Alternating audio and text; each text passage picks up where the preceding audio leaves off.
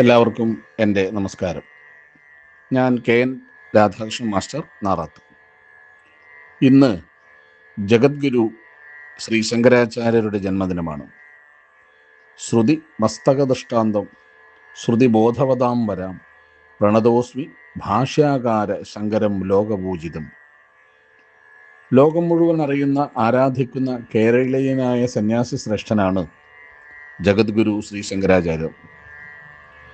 ശ്രീശങ്കരൻ്റെ യുക്തിഭദ്രതയെ മറികടക്കാൻ മാനവ ചരിത്രത്തിൽ ഇന്നേ വരെ ആർക്കും കഴിഞ്ഞിട്ടില്ല. ശിവഗുരുവിൻ്റെയും ആര്യാമ്പയുടെയും ജീവിതത്തിൽ സാക്ഷാൽ ശ്രീപരമേശ്വരൻ നൽകിയ സമ്മാനമായ ശങ്കരൻ ഭാരതീയ തത്വചിന്തയുടെ ഏറ്റവും ഉജ്ജ്വലമായ പ്രതീകമായിരുന്നു. കേവലം 32 വർഷത്തെ ഹ്രസ്വജീവിതം കൊണ്ടുതന്നെ ലോകാചാര്യനായി മാറിയ ശങ്കരാചാര്യരുടെ ജന്മദിനം ദേശീയ തത്വജ്ഞാന ദിനമായും നാം ആചരിക്കുന്നു.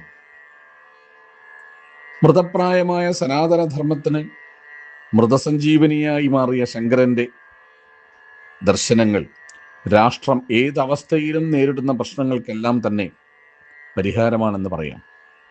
സന്യാസധർമ്മത്തിന് 10 സമ്പ്രദായങ്ങൾ നിശ്ചയിച്ചത് ജഗദ്ഗുരുവായ ശങ്കരാചാര്യരാണ്. ബദരീനാഥിൽ കേരളീയനും രാമേശ്വരത്ത് കാശ്മീരിയുമാണ് പൂജാരിയാകേണ്ടതെന്ന് നിശ്ചയിച്ച ശങ്കരൻ്റെ രാഷ്ട്രബോധം അപാരമായിരുന്നു.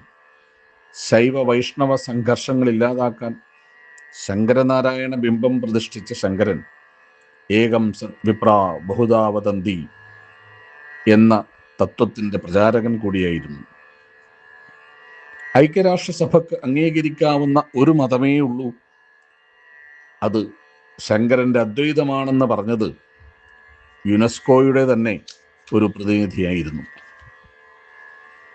വയസ്സായ അമ്മയ്ക്ക് നിത്യം പുഴക്കടവിലേക്ക് കുളിക്കാൻ പോകാൻ കഴിയുന്ന വിധം ചൂർണിപ്പുഴയുടെ ഗതി മാറ്റി ഒഴുക്കിയത് അന്ന് ശങ്കരൻ്റെ പ്രായം കേവലം 8 വയസ്സായിരുന്നു. പിന്നീട് വീട് വിട്ട് ശങ്കരൻ തൻ്റെ ആത്മജ്ഞാനത്തിന് ഉപയുക്തമായ ഗുരുവിനെ തേടി യാത്ര പുറപ്പെട്ടു. നർമ്മദാ നദിക്കരയിൽ ഒരു ഗുഹയിൽ ഏകാന്ത ധ്യാനം ചെയ്യുന്ന സാക്ഷാൽ ഗോവിന്ദ ഗുരുവിൻ്റെ ശിഷ്യനായി 12ാം വയസ്സിൽ ഗുരുവിൻ്റെ അനുഗ്രഹം വാങ്ങി കാശിയിലേക്ക് പുറപ്പെട്ടു. അവിടെ വെച്ചാണ് ഭജഗോവിന്ദം എഴുതിയത്. ആ കാലയളവിലാണ് ചണ്ഡാലനിൽ സച്ചിദാനന്ദ സ്വരൂപമായ പരമേശ്വരനെ കണ്ടത്. ബദരിയിൽ വെച്ച് ബ്രഹ്മസൂത്രത്തിന് ഭാഷ്യം രചിച്ചു.